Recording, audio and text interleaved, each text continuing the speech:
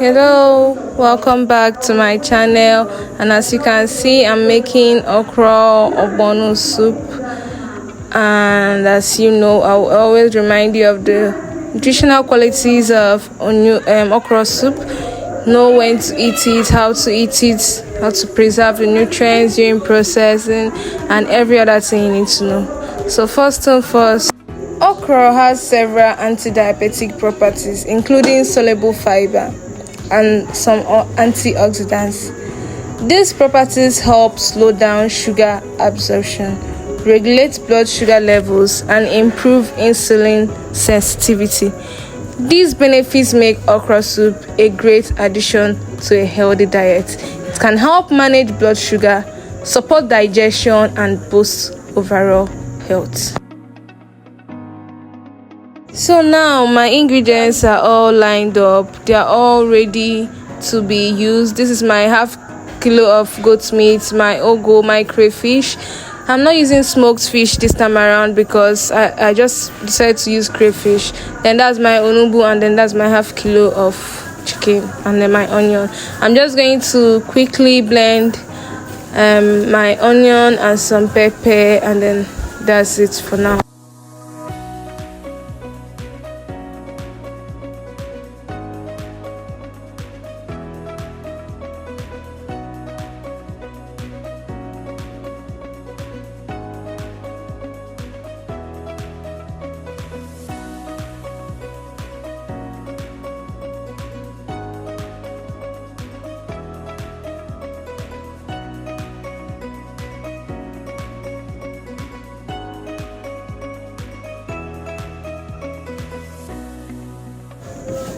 As soon as I finished getting my onion and pepper ready, I moved to make my stock. Coincidentally, I was also making stew that day. I already had my paste, so I just needed to prepare the stock. So I'm just going to show you how I make my stew stock and how I make my soup stock. So the first thing I did was to add only onion in my stew stock, and then added onion and pepper for my soup stock. The difference is just very distinct, like it's very clear in this video, so just keep watching and then you'll get it. I just added 3 milk cubes into each of the pots, and then I added my salt. And then for the stew, for the stock, I added some rose flour, I added some curry, and then I added some thyme. Then I stirred it, and that was it. I left it for a while to cook, and then my stock was almost ready.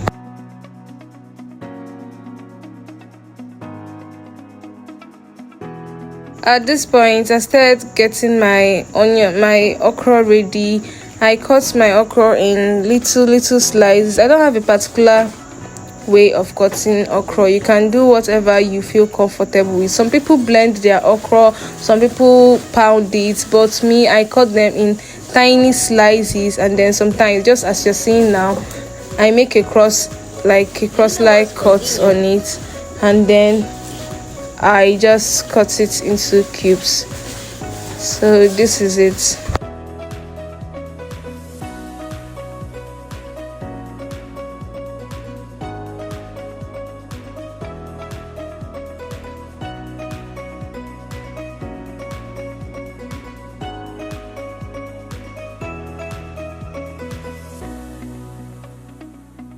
As soon as my stock was ready and boiling, I added 4 spoons of palm oil.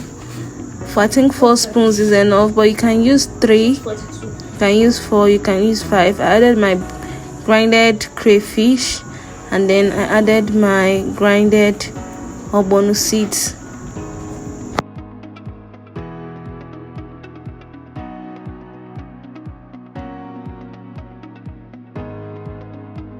So after putting the crayfish and the ogbono seeds, I stirred and left it for a while. When it got to this extent, like it started getting thick and started foaming, I knew that it was time to put my okra At this point, I start putting my okra bit by bit. Like, I'll put the first batch, I will stir it and then leave it for a while, and then I added the second batch. At this point, you have to reduce the gas you're using. You need to reduce it so that it doesn't get too hot for the okra, you understand, because okra is a vegetable and it doesn't need too much heat. So you just reduce the gas. As soon as your ogbono seeds is already getting foamy and thick, you reduce the heat because you're going to be putting your okra soon. So I put the okra in 3 sets: the first set, the second set, and the third set, because I want them to be all cooked evenly. I don't want this part to be more cooked than this part, so that's why I did it in batches. After stirring it, I brought out a little water. I brought out a little soup water, that's the liquid. It's no longer water, it's kind of liquid but thick. So I brought it out, use and mix my ogili. If you didn't blend your ogili, like ogili okpei, with your crayfish, or you don't have the strength to use mortar and pestle to like pound it, this is another method. This like makes it easier. Just bring out a little of the soup, add your ogili okpei, like 3 or 4 or 2, add them, and then try to mix it like you're making pap, just that the ogili is more thicker. It's going to take a while, but you use that minute to let your okra cook for a while.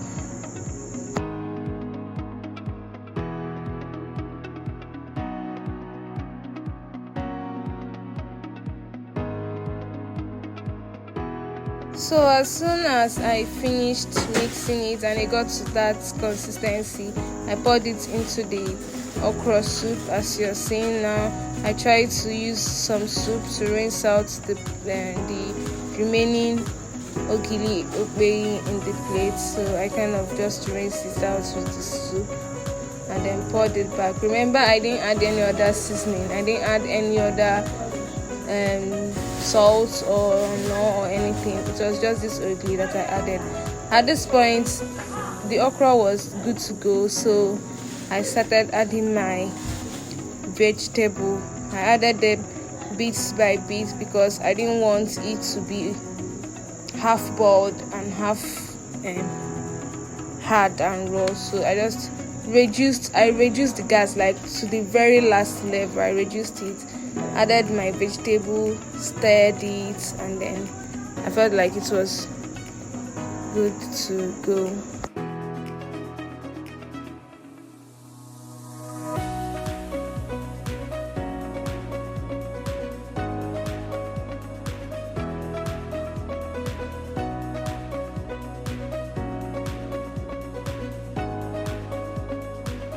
So as you can see, we are at the end of the video already. I just removed the pot and put it in another gas top so that it will get cool. I suggest you do that. You can eat this with any swallow, but if you're a diabetic patient, I would recommend oat flour as always. Thank you guys for watching my video. Like, and see you guys later. Bye.